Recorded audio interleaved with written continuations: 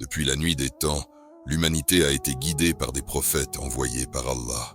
Parmi eux, un homme exceptionnel, un messager de patience et de persévérance, le prophète Noé, paix sur lui.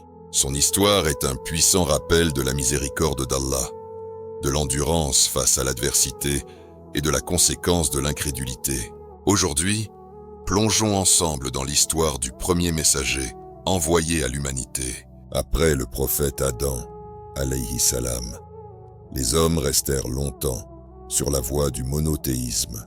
Mais au fil du temps, le diable réussit à semer l'égarement 5 hommes pieux, Wad, Suwa, Yaouk, Yagout et Nazr, furent vénérés après leur mort. Ce qui n'était au début qu'un souvenir devint une adoration interdite. Ainsi commença le premier polythéisme de l'humanité.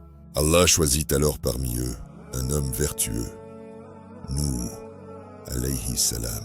Il reçut la mission d'appeler son peuple à abandonner l'adoration des idoles et à revenir à Allah, l'unique. Ô mon peuple, adorez Allah. Vous n'avez point de divinité en dehors de lui. Je crains pour vous le châtiment d'un jour terrible. Pendant 950 ans, Nuh appela son peuple avec sagesse et douceur. Il prêchait en secret et en public, mais la majorité le rejeta avec arrogance.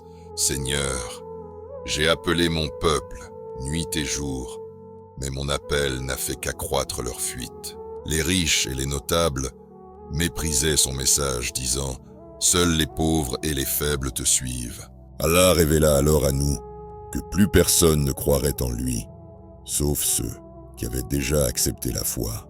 Il lui ordonna donc de construire une arche, et construit l'arche sous nos yeux, et d'après notre révélation.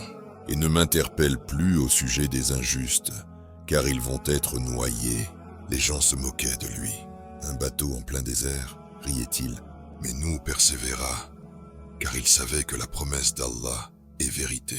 Enfin, le signe annoncé arriva. Un four se mit à déborder d'eau. Allah ordonna à Nuh d'embarquer avec les croyants, et un couple de chaque espèce animale. Puis, lorsque notre commandement vint, et que le four se mit à bouillonner d'eau, nous dîmes, charge dans l'arche un couple de chaque espèce, ainsi que ta famille, sauf ceux contre qui le décret est déjà prononcé. Nuh appela son fils. Ô mon enfant, monte avec nous et ne sois pas avec les mécréants.